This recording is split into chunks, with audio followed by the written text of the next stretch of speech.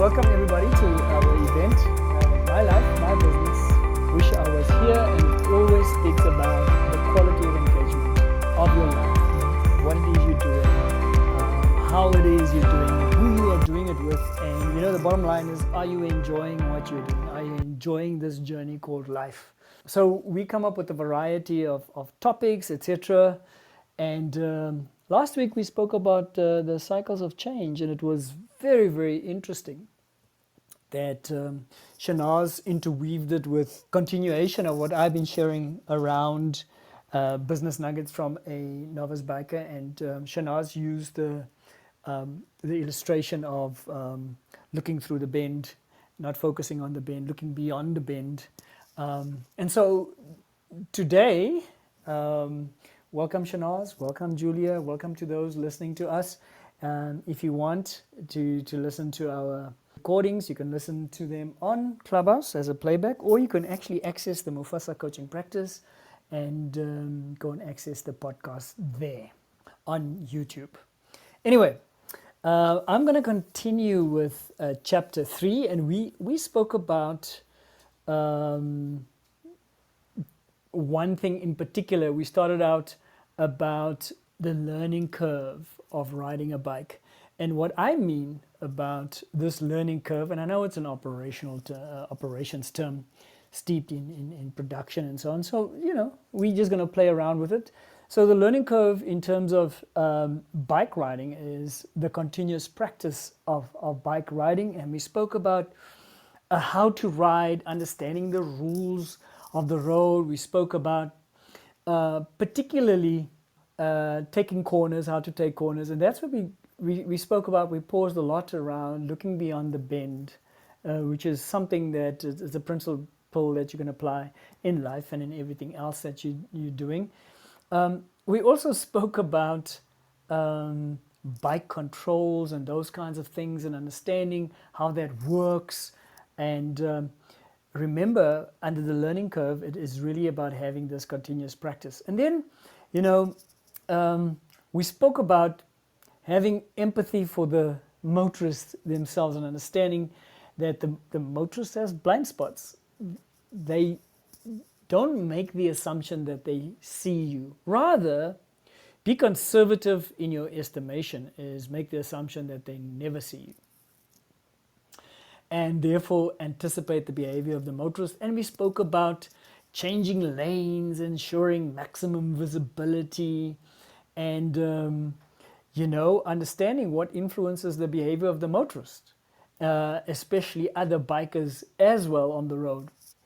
And literally, we stopped it there. So this is chapter 3, part 2, where, as we're speaking about the empathy for the motorist, is really understanding what sits in your environment.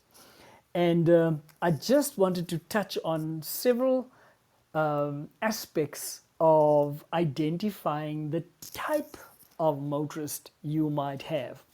Now, what is interesting, and I don't know if some of you would resonate with this at all, but here's one of the things, is that some of our motorists do not multitask very effectively, which means when this particular motorist is speaking on the phone, they suddenly become entirely distracted because the focus now is on listening and not seeing. Now, as a biker, especially when you're lane splitting and you see somebody's on the phone, you now need to know it doesn't even matter what your clothing attire is, because he or she is not seeing you at all, and they're busy having this conversation.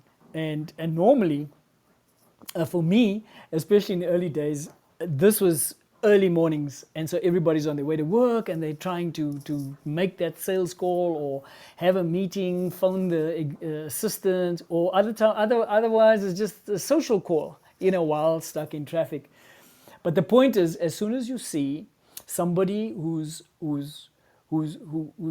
talking on the telephone, is realizing that they are not fully aware of their surroundings, and they probably won't see you. So as soon as you see somebody on the phone, you have to anticipate, you slow down, you make sure that if you're wearing the right apparel, bright green, I spoke about that, bright green, yellow, and it catches their eye, they will then notice, oh, there's some motorbikes passing through. So that aspect of think back when somebody is on a phone doesn't quite happen as effectively. Now, some of our motorists are generous, and so they're not on the phone, they are focusing, and they're patiently waiting to move slowly ahead. They're not looking to change lanes suddenly and whatever. So they see the biker coming along and they actually make room. So that generosity of spirit.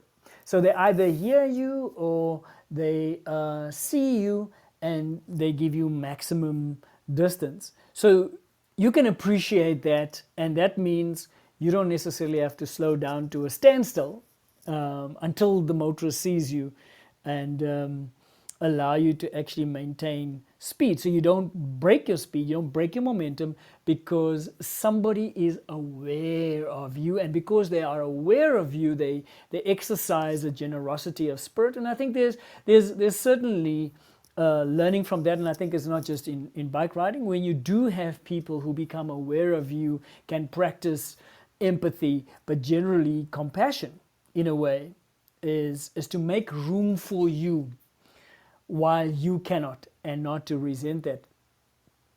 And and what I've seen is there are some motorists that can multitask. Let me tell you, it's quite interesting. Be busy on the phone, checking things in the rearview mirror, talking to the person that's sitting next to them while keeping an eye on the traffic, and so on.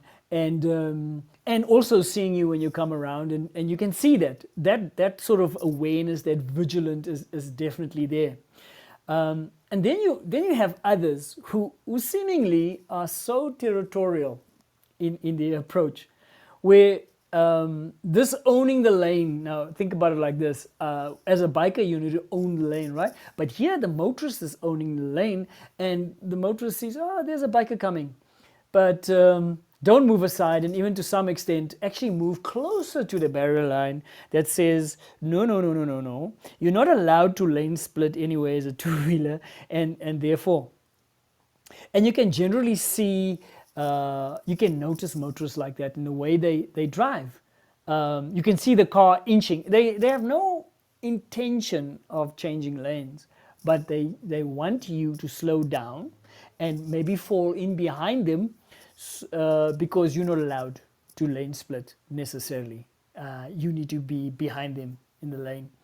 And so there's like a resentment that the biker seems to be breaking the rules, and so on. So you also need to be vigilant and on the lookout for those types of motorists.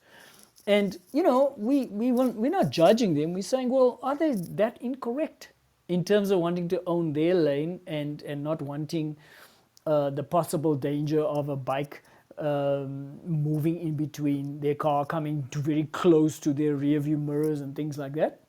On other occasions, I've noticed that some motorists just dislike the fact that the biker comes from nowhere at all, didn't wait in the queue, especially at a major cross section at traffic lights, turning right, or generally turning right. And when you suddenly parking next to, or coming to a standstill next to this particular motorist, and you can see that they're inching forward all the time, wanting to go first. It's actually quite an interesting dynamic where so now the opposing traffic, there's no opposing traffic, and you now can turn. And how this motorist guns their engine to accelerate ahead so that they can, because they were there first, they want to drive off first, and it's really interesting. So why am I sharing all of that? It's under the umbrella of having empathy for the motorist. Different types of behaviors, but be on the lookout for that. Know the type of motorist you're really engaging with. And so it leads us then to the next part of this topic, So we're moving out of the learning, the continuous practice curve into the experience curve. Now, once again, I'm just using some poetic license. The experience curve here is the enjoyment curve. Now, as a biker. So there's several things that we want to touch on today. And hopefully we'll have some time to discuss a little bit more of this in depth.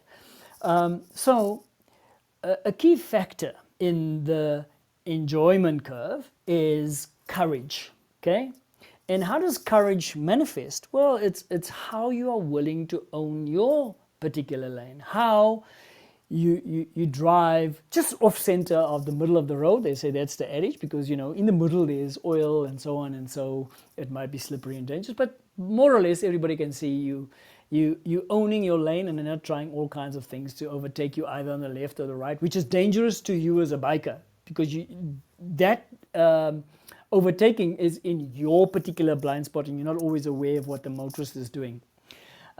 So the courage to own your lane while you have a healthy respect for the traffic around you. Yes, respect the motorists, respect the cars, respect the trucks, respect other bikers, because other bikers are also, some are moving faster than others depending on what type of bike you have. But the bottom line is courage is in the presence of fear, right? So even though you're careful, even though you're a little wary, is be courageous. And the longer with constant practice you do this, you begin to enjoy your riding. So that's the courage part. But you know, part and parcel of the enjoyment curve is dealing with weather, all kinds of weather. And now I want to start with cold because I tell you what, within the first couple of months, 2 months later, I was riding with early mornings, 5:30 in the morning, and as you know, as we get deeper into autumn, the mornings become chillier. And what was light clothing and wonderful clothing in summer, suddenly I discovered issues around hands freezing, meaning the gloves are summer gloves and therefore not properly insulated. All right, let's get heavier gloves, cover the hands, because I used to arrive, and yes, I used to leave at 5:30 in the morning, close to winter, because I had a client that I had to see at literally, I'm saying 5:30, no, the correction, 5 o'clock in the morning, because our meeting started at 5:30 in the morning. And so literally get to his offices really frozen solid, fingertips blue, all those kinds of things, lack of circulation. I discovered a vulnerability in the neck because you're sitting upright, and if the clothing does not cover the neck, so change of gloves for the hands. Then the neck, isn't that amazing? Is that it was not fun having the right kind of a jacket now, but the neck is exposed. Actually, you go and shop around and you buy these things that look like turtlenecks. Balaclavas, wonderful things for the face. So you cover the neck, you cover the face. And then, you know what, and these are just practical things. Thighs. You're sitting down, your legs are bent, and suddenly the trousers that you're wearing are not good enough. It's because now you are shivering incredibly because your legs are cold. So once again, what type of apparel do you need? And so what I particularly got after doing the research and saying, okay, it's overpants, Kevlar type overpants that you just put over whatever you're wearing, and when you get to your destination, you take it off, and suddenly it cuts out the cold. So your hands are nice and warm, your neck is covered nice and warm, your face is nice and warm, and then your feet, of all things, a combination of safety riding shoes as well as thick woolen socks. And that is how you have maximum enjoyment despite the cold weather. So what is the underlying principle I'm really sharing here is you're not a fair weather biker. So it's now cold, it's uncomfortable. If you made the decision to ride, because the traffic doesn't necessarily come, or the traffic doesn't miraculously become better in winter. In fact, it sometimes becomes worse. The decision for riding the bike stays the same. So despite the weather, you now have to make a plan to ensure that you're meeting the objective of riding the bike, commuting, getting to clients. Remember, I spoke about in the earlier chapters about my value system of punctuality, making promises, keeping them, and arriving on time. Very important. So despite the cold weather, it's not just getting to the destination on time. It is the journey to getting to the destination, is having the enjoyment in doing. And a lot of everything that we are talking about is how engaged are you with it. So it's the same kind of enjoyment. It's just anything that's detracting is dealing with it, right? Dealing with your detractors. And then obviously, yes, so back to the detractors and talking about, thank you for that, Shanaaz. Oh, you listen so well. But, I'm talking about cold, but then it swings around, and in summer you've got the extreme heat. And so now what makes life, and you're so well protected and insulated in winter, in summer you want to shed this clothing, but you still need protection. So now you have to change your clothing again. And let me tell you, jackets with vents and holes. And then you just back to wearing lighter gloves again. So everything with holes. So it's like having natural air conditioning. And once again, why is this important? It's enjoying and not sitting there sweating and being uncomfortable and all those kinds of things. It's enjoying the journey despite the weather. And here I can only tell you the best advice I can give you, that when it rains, you look at the weather. Oh, it's raining today, and if you have the option, you rather use the car because you don't want to be wet. But I want to make the point, if you decided to honor a value system that you have, and you have a real purpose for why you've chosen to ride, then even rainy weather has got a solution. Is that you go find rain gear that can withstand the heaviest downpour for at least an hour. Because that's, if you're commuting, I'm not talking about a longer journey where you're traveling over 5 hours and so on. I can guarantee you within an hour you'll be wet. But any rain gear, I don't know, some of them work a little bit better than others, but in my experience, my decision making rested on anything that can withstand a heavy downpour for an hour before the moisture starts seeping through the cracks, literally. You find that, you put them on, and so when it rains, you look at it, and then you got all kinds of things that you can put over your clothes. You can put over if you got a backpack, etc., or you got a little case in the back where you can put your things in. Then you get on and you ride, just making sure that whatever the rain gear it is bright yellow or lime green, so your visibility is still good. And let me tell you the other thing that is a safety concern when you're riding in rain, is that your helmet visor begins to fog up, and then you buy something that's an anti-fog, so that even though around it fogs up, your vision is not affected. Because remember, in the rain, visibility reduces remarkably, and you need to know your community in which you're riding in, and you can do this safely. Do you want to lane split as much as when it's raining? Well, probably not. And if you do it at a very, very reasonable speed. You don't race through the lane splitting, because how can you expect motorists to see you in reduced visibility when it's raining? My true favorite is hail. Now, being caught in a hailstorm, all I can say is, if you're on a freeway, then you ride, endure the pain until the first bridge you can get, and find shelter. Find shelter as quickly as you can. If you're on a normal road, secondary road, whatever, you can just turn into a filling station or whatever and take cover. But on a freeway, you ride until you can get a bridge, and so you can just hunker over. The hailstorm will pass over, and the pain will stop. But it's one of the most painful things I've ever experienced. Yes. So even there's a bit of a plan. And lastly, let's just talk about Wind, I would just say to you, don't panic, because what wind tends to do is make the bike wobble a lot and it feels like you're losing control. But you know what? The learning here in when there's very winding, you don't fight the wind. You stay relaxed. You don't tense up. You breathe.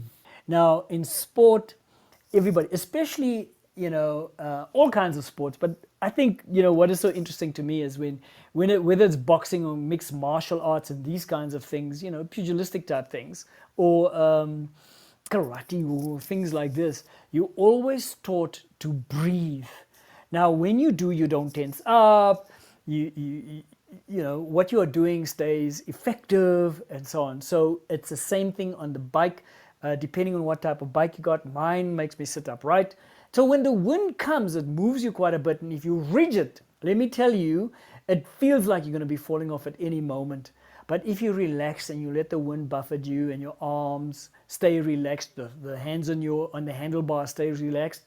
So I tell you what, you're feeling the effects of the wind, but the bike does not wobble. And when you're leaning into the wind while staying relaxed, you can corner, and you're prudent. There's a bit of weather around and it's windy, etc. You can still get to your destination in time. So here it is, enjoying the ride, uh, with the preparation for all kinds of weather, but a determination to keep true to the goal that you set or the purpose that you have for riding in this case. But it's true really for life, because when I speak about tailwinds are not as bad as the headwinds, because the headwinds are, it's like nearly a physical barrier from time to time, right? But this is life. You get all kinds of conditions that will want to discourage you from moving forward, discourage you from reaching your goal. And you thinking, I'm looking for a weather that's more advantageous. I'm looking for wind that's more tailwind rather than headwind. Even in sailing, you would find that the sailor will navigate even within a headwind. But you will move from point A to point B because there's a destination that has been set, right? And the strategy to get there includes making adjustments for all kinds of weather. So I want to encourage you. You can increase the thrill of your enjoyment curve by preparing for all kinds of weather, if you like, all kinds of elements that threaten to steal your joy in doing what you're doing, in order to bring you to a point where you might become discouraged and therefore stop making progress towards achieving your goal. And in some cases, as Shanaaz spoke to us last year, within the cycle of changes, preparing for that bend in the road, knowing there's going to be a relapse or a lapse, whatever the case might be. But it is keeping the momentum. Keep going. So thank you. Thank you for listening. Shanaaz, I don't know, are you still there? Yes, sorry, I am still here. I was I was thinking, I guess this is supposed to encourage people to go out there and enjoy their bikes, or to go out there and get a bike. Some of what you said was like, oh, I definitely don't think I want a bike. Especially the hail part. But it's true. I'm not gonna lie. Yeah, I know, I can imagine. But no, I think it was, I mean, really, I was making some notes in the chat, and I can easily see how you can use some of these things. I mean, we use it as metaphors in so many areas of our life. Like the weather, the fair weather person, or you that person. When some of our goals that we want to achieve is going to acquire, whether it's actually, literally, some of it may involve weather, in terms of, are we going outside, or is it raining today, so I'm not going to go running, or I'm not going to go and do whatever. So I think that it really applies to so many areas of our life, in terms of our commitment, how meaningful it is. And I think also that even if I use it regarding a process like, getting support and getting help, what I often find is that when, sometimes even when the counseling or the process of supporting the person, it becomes challenging for them, and then, it's hard. People give up when Yeah. things get tough, and you were talking about the detractors. And sometimes I think, sometimes we can have detractors in our lives, as in people in our lives, who are not necessarily going to encourage us. So it's just thinking a little bit about that, and it, sorry, it makes so much sense. And yeah, there's so many metaphors in terms of the weather as well. Being prepared. How do I prepare? If I'm in a business, how do I prepare for things in advance rather than being reactive? Even if I use it as parenting, I can often have a giggle with how prepared my sister always is with my niece, in terms of what her needs are. And as a parent, in fact, the whole intuitive thing, how you get to know the driver, reminded me a little bit of parenting, actually, because parents have to be so intuitive about the child, because often children cannot communicate to them. And it made me think, so if you're a good bike driver and you picked up that how people drive with their egos, I said, your parenting skills can be good, because you were then able to pick up intuitively. You are responding to that child, and rather than reacting, quickly.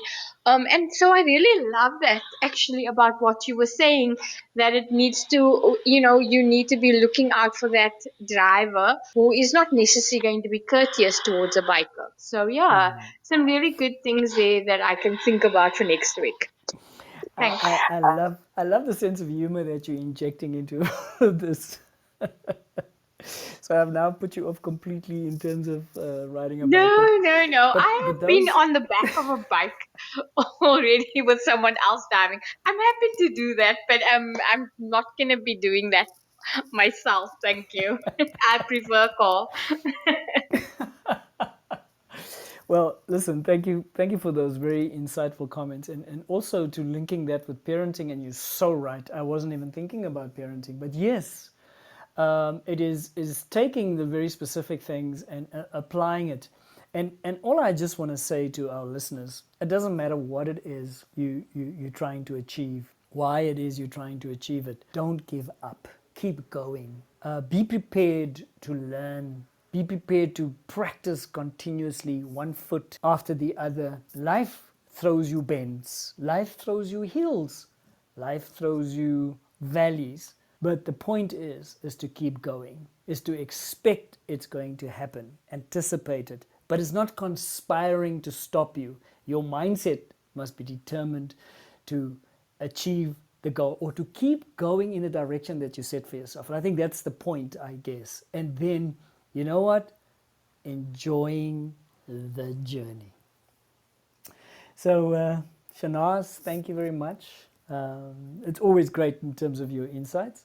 Thank you, Julia, for capturing and letting people know as you're tweeting along on the other side. And for those listening, listen, take anything, a tidbit, and change something in what you're doing, and practice it continually until it becomes internalized, and you don't have to consciously think about it any longer, and it becomes habit. So until next week, have a fantastic week, enjoying it, whether it's cold weather, whether it's raining. Acknowledge it, but let's be people of all seasons. And in terms of relationships, let's not be that fair weather friend, or fair weather partner, or fair weather wife or husband.